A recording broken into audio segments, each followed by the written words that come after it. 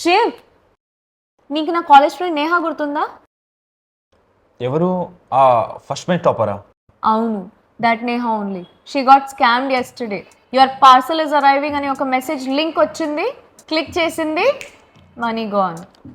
వామ్మో, అసలు ఈ రోజుల్లో ఈ స్కామ్ లింక్స్ మరీ ఘోరంగా తయారవుతున్నాయి. అసలు ఏది నిజమో ఏది ఫేకో తెలుసుకోలేకపోతున్నా. Oh, your delivery is delayed. Click here to reschedule. Wait, నువ్వు ఆ ఎయిర్ ఫ్రైర్ ఆర్డర్ చేయలేదు కదా, ఒక్కసారి యూజ్ చేసి పక్కన పడేస్తాం. Please don't. Exactly, I should.